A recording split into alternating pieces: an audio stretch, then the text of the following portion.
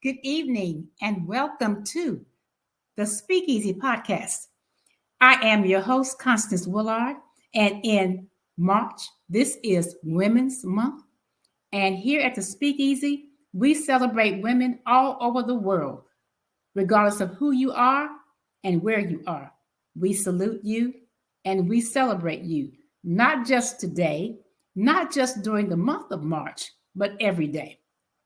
And we thank you to all women. Let's give ourselves a hand because we do so much in service for others as well as ourselves. And so today we have an amazing guest here. And we're talking about sabotaging behaviors and how they prevent us from being our best selves. And so tonight we have with us Christian Cook.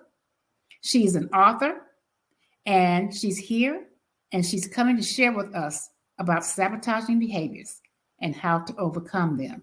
And so, Christian, good evening. How are you?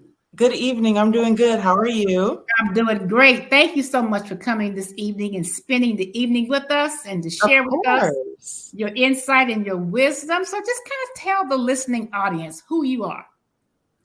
Well, my name is Christian Cook. I am from the Metro Detroit area, born and raised, and I am an author of young adult fiction. Growing up, I devoured books. I loved reading, was an avid reader from all the way, literally it stems back from elementary school. And I feel like the stories I read over time really inspired me to one day write my own work as well. But from moving from Detroit, then I went to Chicago to go to Columbia College, Chicago. I actually majored in public relations, but I always kept creative writing as a tool to help me in PR, but also as me writing my own books in the future. Wow. Okay, well, great. So tell us about your book. So my novel, you have to. Yes.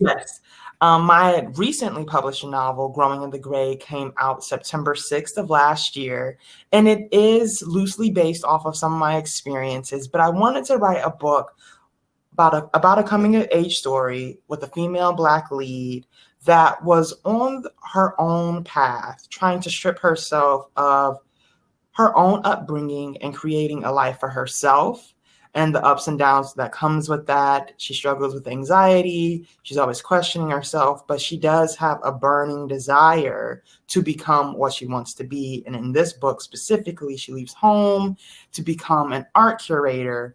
And she's just confused on how to get there, how to start her career.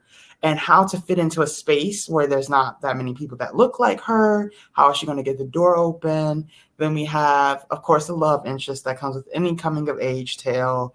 And in her line of work, she goes to art school, and they're all of her friend groups. They have specific passions. They are like the friends she's with, they're into fashion, they want to be stylists, fashion designers, and all these other interesting people she meets along the way. But on your climb up, you also see, are her friends really happy for her? Everybody wants to make it. Is she surrounded by the right people in a city where she doesn't know anyone? So it's like a fresh start to her life to make it look the way she wants it to. Wow, that is phenomenal. That is phenomenal. And so you pursued your dream. You had that vision in yourself at an early age, and you pursued your dream. Very good, very good. So just kind of tell us what else you're doing right now. Well, right now, I am mainly really still writing. I am still doing book promo, actually, which I'm surprised because the book has been out for about 6 months now. So I just feel very blessed that people are still interested in talking to me, interviewing me, getting to know who I am as an artist. And I have a good chunk of things lined up for this year that I'm really excited for, that isn't just writing related, because I don't want to be just known as a writer or an author, but a storyteller overall, and switching to different mediums that I'm excited to learn about. Been networking with different people, and they're putting me in like the right positions to branch out and do different things. So multifaceted. Is the Exactly. word. The word for Christian is multifaceted, exciting, very good. So let's talk about the sabotaging behaviors and just kind of share your journey. You know, that's my platform. One of my platforms is to talk about sabotaging behaviors and how to overcome them. And for me, it was a 47-year experience from the age of 3 to the age of 50. And so, you know, it took me all that time. I went through it, and then to come to a point of recognition of what was going on, Mhm. but then also a point of revealing and revealing to heal. So just kind of walk us through your story with the sabotaging behaviors.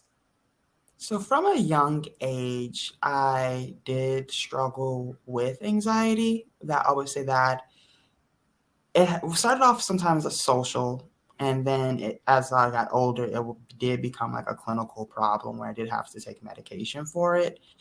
As a child, I do remember, I think it started when I was in second grade, and my family moved from Michigan to Alabama. And Mm. at first, I was excited because I'm like, oh, it's a new place. I'm going to get to meet some new people. That's where my dad is from. He's from the Greenville, Alabama area. And I was just down for it. I didn't have much of a say in it because I'm what, like maybe 6 or 7 at the time. So I'm like, okay, the family's moving to Alabama. But when I got there, I didn't really fit in with the kids. I was really popular in my elementary school too. So I didn't think that was going to be a problem for me. I think I just stood out too much. I was very much a girly girl, always had like the sparkly pens and the lip glosses. My hair had to be done a specific type of way.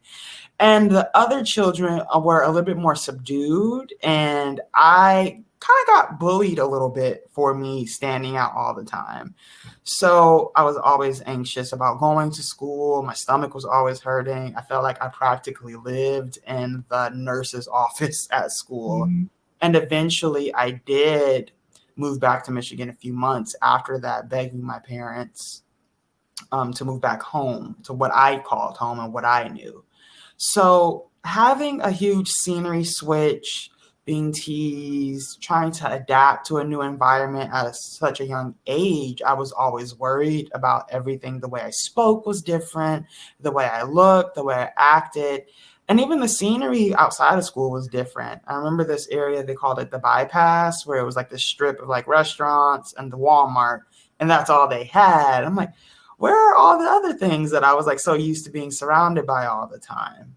So over time, I feel like me switching my environments, trying to really morph myself to what's around me has caused issues on and off. I've moved around a lot, we never stayed in a home for more than like 3 or 4 years. So I switched schools often. And even as an adult, switching jobs due to the environment. And that's a whole different topic because I've been in some toxic work environments too. But I never wanted the environment to change me because I loved who I was and the essence of it. But it was the outside world that made me not want to like who I am because I was seen to be different. Yes. So when you're always walking around with what you feel like is a target on your back, not feeling supported, not feeling encouraged, not feeling safe in your environment, your headspace can become a negative place to be. So I have over years, I've been through therapy before, in and out. I started at childhood. When we moved back to Michigan, I did go see a therapist for the first time, and that helped a lot. Being able to talk about my feelings in a very vivid way and being guided on not just what I'm feeling, but why I'm feeling it and how to like best practices on how to work through those feelings. Wow. Wow. And you know, I'm listening to you talk, and it's just all resonating with me so well. Same, same situation. Okay, you know, just the lack of acceptance and being different, just being different. And you know, I'll never forget one day. I think I was like 7, and I was telling my dad, I just don't fit in. You know, nobody likes me. I don't like them. I don't fit in. He said, guess what? It's not your job to fit in. You are not supposed to fit in because you're made different. You're different. So you're not supposed to fit in. So don't try. And when he said that, that just kind of woke up something within my spirit that, you know what, hey, this is who I am. Take it or leave it. Take it or leave it. This is me. And if it was not meant to be, God would not have made it so. Exactly. He would And not, that's and that goes for anybody. You know, he would, if it were not meant to be, he would not have allowed it to be. And so everything happens in his divine order, not ours. But you know, the beauty of it is, you know, we learn one day, but we have to go through that growth process to learn that, hey, I'm okay. I am enough. You know, and if we had that maturity then, maybe we would not have engaged in the behaviors, but we didn't. We had to grow and develop and to learn those things. And so that's just kind of share with us, you know, you went off to college. What were your college years like for you? I feel like my college years were actually my time to shine. If anything, those are the memories that I'm the most fond of. Besides, like finding different ways to pay for school, that was the most stressful part of college. But the experiences within itself, my social life really started to flourish after that freshman year. That freshman year, first semester, I kind of went through those same butterfly feelings. I'm like, I don't know how to navigate Chicago. I don't really fit in with the students here. I thought I was going to art school and I thought I was going to meet a whole bunch of creative people like me. And they were creative, but just our personalities and our belief systems and all these different things kind of just made me felt like there was like a separation there. But Mm-hmm. that second semester was really when I kind of felt like I found a group of people that I could really fit in with. I started going to concerts, going to parties, really being who I always was on the inside, but never really felt comfortable enough to show on the outside. I also had just a vast array of internship experience. I worked at my school newspaper. I interned at Modern Luxury Magazine. I worked at a few event spaces here, doing corporate events and social events.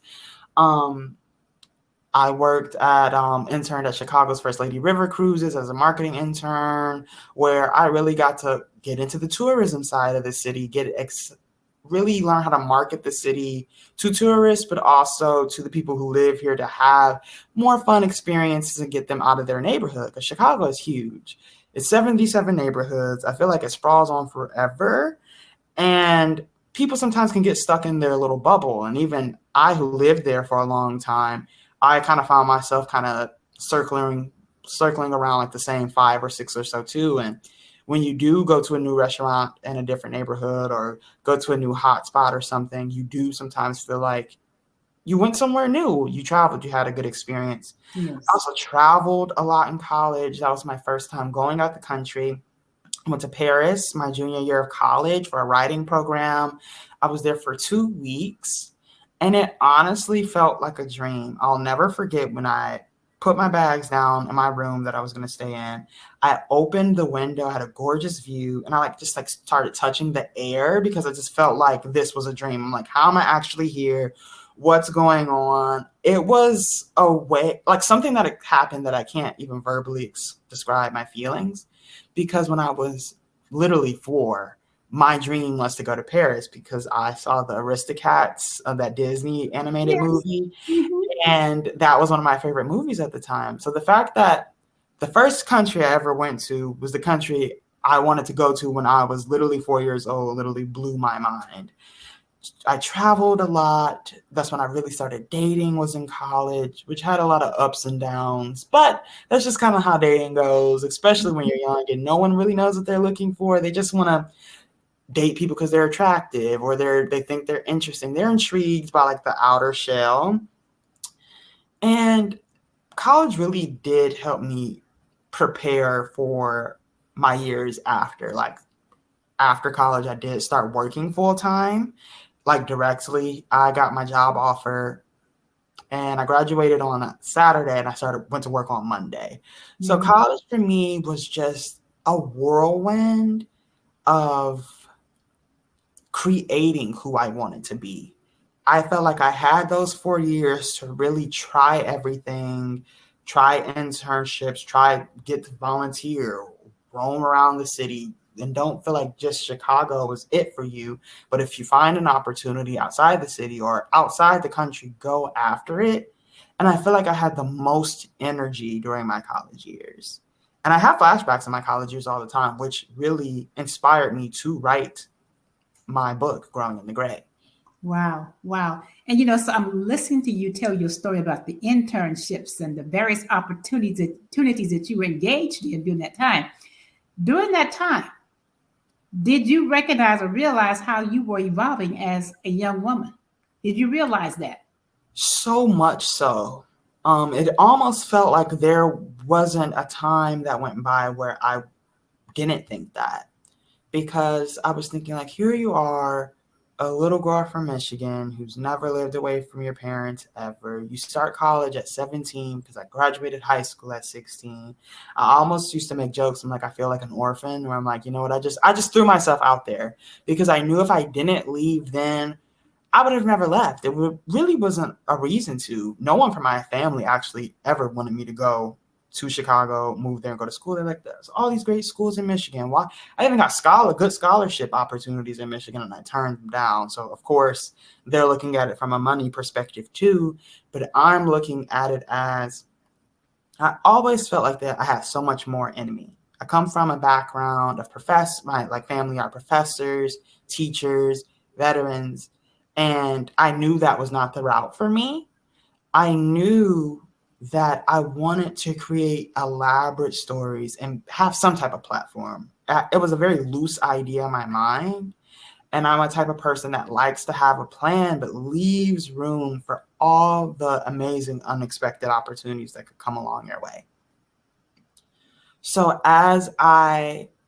especially now where I'm having speaking engagements and going around and talking to the youth, I was like one of the quietest people growing up, in like middle school and high school. I didn't really want to be known too much in those arenas because in my head, I'm like, you know what? When I want to be known, I want to be in the right city, at the right place, at the right time, around the people that I think it makes sense. I'm like, I don't really like you guys that much, so I don't want you to know who I am. But when I move away, I wanted to create the woman I wanted to be. And along those steps, as exciting as it was and as intriguing as it was, I questioned myself almost every step along the way. It's just like, are you sure about this? This seems too much for you. You know what? You had these opportunities that you already had. Great job. You can turn around and go back now. You don't have to push anymore. But just that continuously questioning myself. And I hate the questions like, do I belong in the space? I kind of hate that question because and I belong in any space I choose to belong in. That's the way I think now.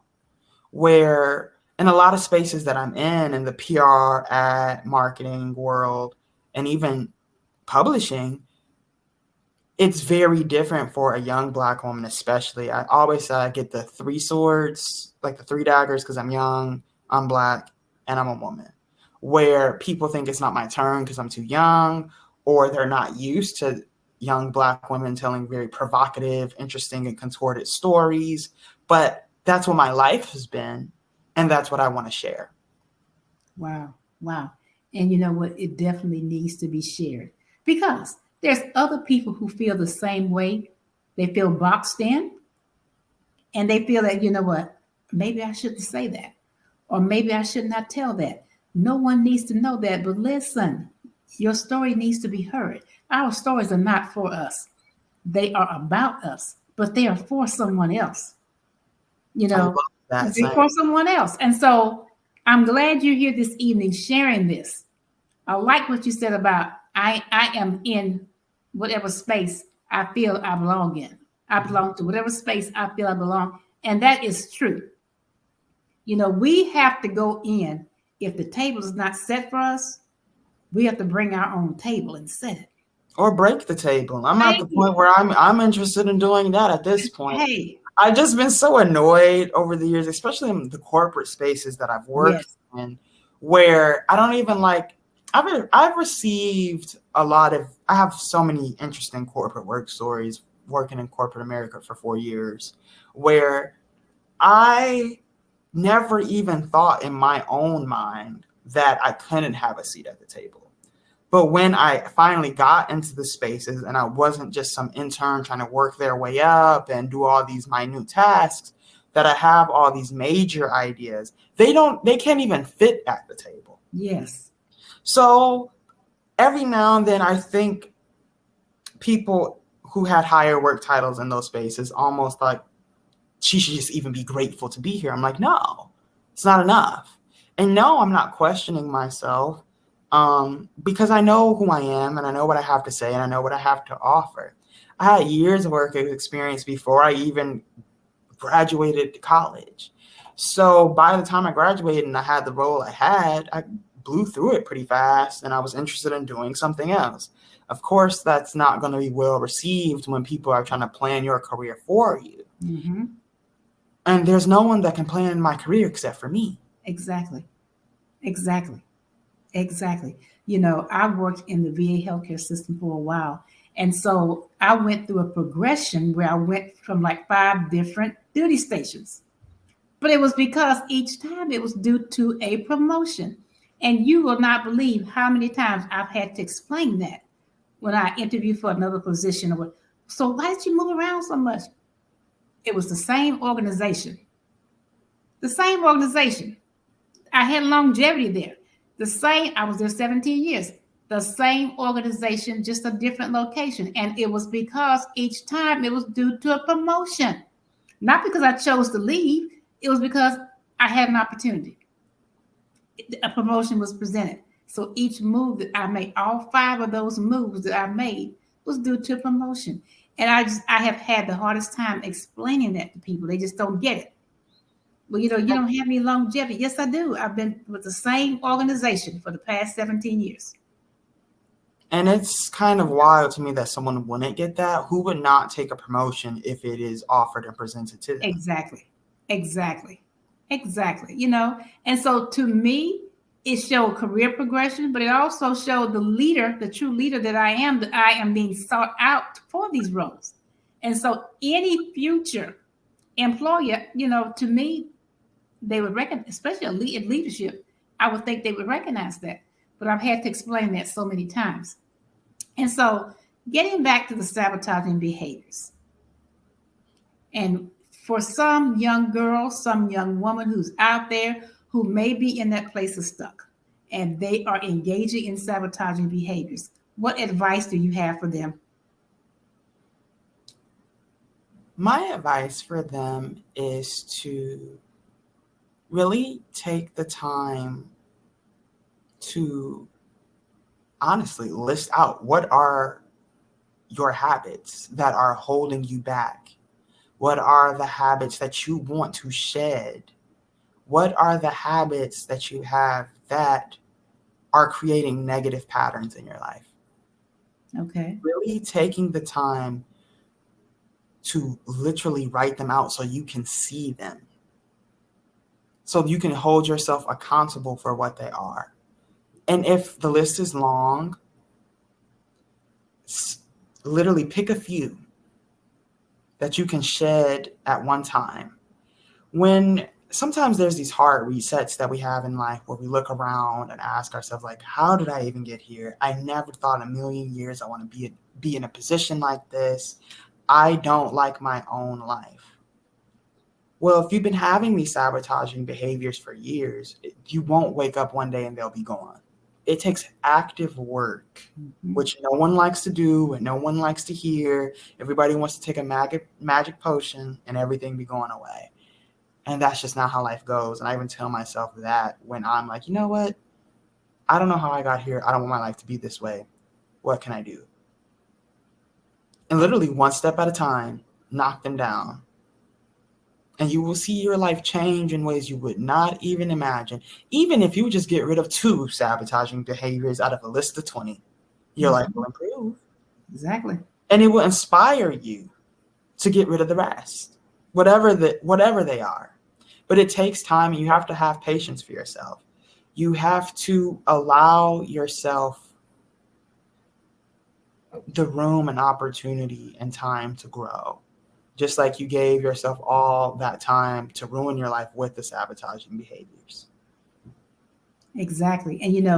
And don't beat yourself up, if you fall off of the wagon, because it's going to happen. We're human. And things every day is not going to be smooth, and things are going to happen, and we may revert back to those behaviors. But it's a matter of, okay, we know better. We're not going to go there and stay. We're going to pull ourselves out of it, or we're going to talk ourselves out of it. And it's not going to happen overnight that we bring these things full circle. And like you said, it takes time. And if you only attack one, that's progress.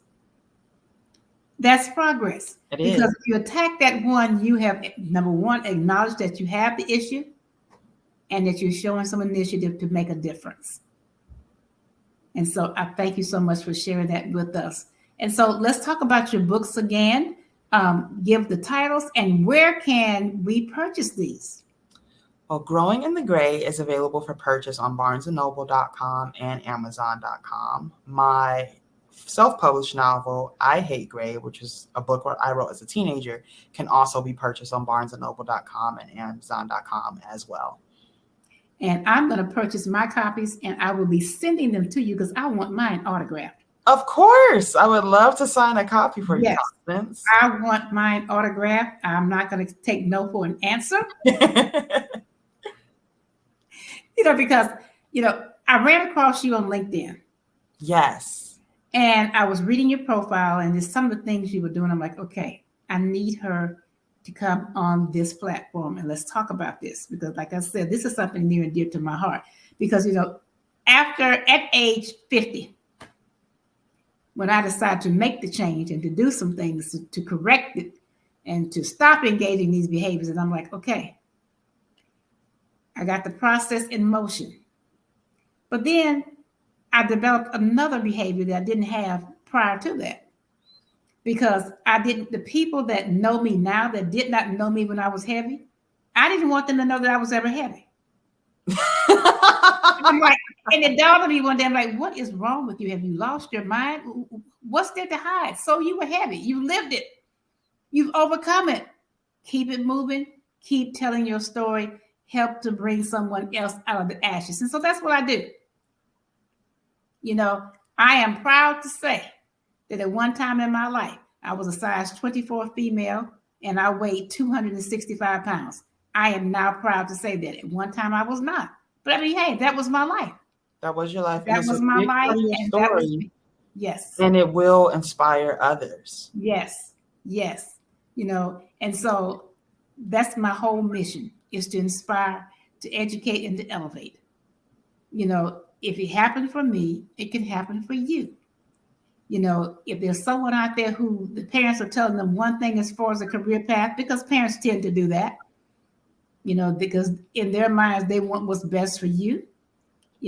My parents' thing was no, you will not pursue a journalism English major because you need something that's going to pay your bills. If you don't sell a book, you can't pay your bills. So, nope, find something else to do. Okay. And so for me, writing went on a back burner all those years until the pandemic hit. A And I, lot of people did rediscover yeah. their passions during the Mm-hmm. pandemic, actually. Mm-hmm. You saying that, one thing I can say and give my parents credit to is they did allow me the space to dream and they did support me. I remember when I was interested in being a model and actress when I was a child, my mom took me to different tryouts. She would get my comp cards together and ready. And that's something that I'm appreciative for because they didn't limit my thoughts and she always encouraged me to create. And same thing with my dad, even though he's not like a majorly creative person, he did instill the value of having a work ethic. If that man would do anything, that man would go to work. And that's one thing about me too. I am a hustler by nature. My mom owned the daycare center I went to when I was a child. I avoided the entrepreneur path at first all my life, and I saw the pain that I was experiencing in these toxic work environments, and it launched me to entrepreneurship. It's almost like that was the path I was supposed to take the entire time. But as a younger teen and even my early 20s, I didn't know what type of business, what my brand would be. Where you can go on my website, craftedbychristian.com, and I'm getting back into my email mailing list. You can sign up if you're interested there, put your email right in. I'm getting back to my monthly newsletter. You can purchase my book on my website too. You see all my work experience and my history. You get to really know me through my brand, craftedbychristian.com. And I offer consulting services for PR, marketing, advertising, because I'll never not have an interest in a field that I studied, that I worked in for years, and that I actually have heavy expertise on. And I'm interested to see how these fields will continue to change as technology takes over. So other than writing, if anyone ever wants to tap me for a question, you can email me at info@craftedbychristian.com. I would love to offer some consulting services for your business if you're interested as well. Thank you for sharing that. Thank you for You're sharing welcome. that. Thank you so much for sharing that. So, listen, thank you so much for coming this evening and sharing with us and telling your story and encouraging and inspiring. And I want to encourage you to continue on the path that you're on. You are phenomenal. Thank you, Constance. Thank you Thank for you having me this so evening. much. I want you to come back so we can talk about these sabotaging behaviors because there are so many of them. There are, So yes, many there of them. are. As Yeah. long as I'm learning, I would love to literally spread the knowledge because knowledge is power. Knowledge unlocks doors. Knowledge helps people reach their next levels in life. So you heard it from Christian. She wants to come back. She's willing to come back. The Speakeasy will be addressing sabotaging behaviors on another platform that'll be coming soon. So stay tuned. Stay tuned to the Speakeasy podcast. And so, listen, thank you for tuning in with us this evening. I want to thank our guest, Christian Cook, for coming in and sharing her amazing story, the things that she's doing now, and the wonderful difference and the footprint that she's leaving in civilization today. So, until next time, may God continue to bless you today, tomorrow, and always continue to bless you richly. Have a good evening.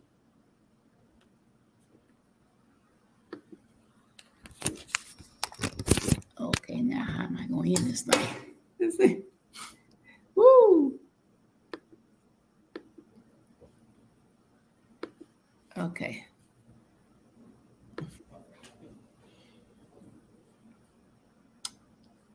I'm looking forward to us staying connected, Constance. I'm glad we have each other on LinkedIn. Yes. I Yes. definitely see all your posts. I know